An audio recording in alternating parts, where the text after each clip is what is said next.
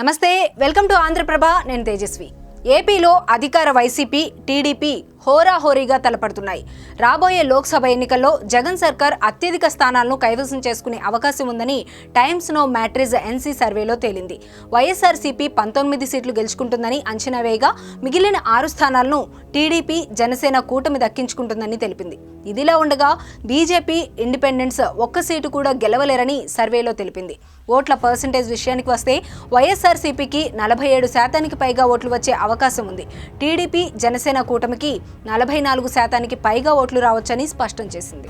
2019 లోక్సభ ఎన్నికల్లో వైఎస్ఆర్సీపీ 22 ఎంపీ సీట్లు గెలుచుకోగా టీడీపీ కేవలం 3 సీట్లకే పరిమితమైంది. మరో 3 నెలల్లో అసెంబ్లీ ఎన్నికలు జరగనున్నాయి. రాష్ట్రంలోని 38% మంది ప్రజలు సీఎం జగన్మోహన్ రెడ్డి పట్ల చాలా సంతృప్తిగా ఉన్నారు. 26% మంది కొంత సంతృప్తిగా ఉన్నట్లు సర్వేలో తేలింది. 34% మంది ప్రజలు తీవ్ర అసంతృప్తితో ఉన్నారని స్పష్టం చేసింది. ప్రస్తుతం ఆంధ్రప్రదేశ్లోని ప్రధాన పార్టీలైన వైఎస్ఆర్సీపీ, టీడీపీలు బీజేపీతో పొత్తు పెట్టుకోవడం లేదు. ఈ 3 వేర్వేరుగా పోటీ చేస్తున్నాయి. కానీ చంద్రబాబు నాయుడు ఢిల్లీ వెళ్లి అమిత్ షా, నడ్డాతో భేటీ అవడంతో పొలిటికల్ ఈక్వేషన్స్ చేంజ్ అయ్యే ఛాన్స్ ఉందంటున్నారు ఎక్స్పర్ట్స్. బీజేపీ నేతృత్వంలోని నేషనల్ డెమోక్రటిక్ అలయన్స్లో టీడీపీ చేరవచ్చనే ఊహాగానాలు జోరందుకున్నాయి. మరి చంద్రబాబు తీసుకునే నిర్ణయంపై ఆధారపడి ఉంటుంది.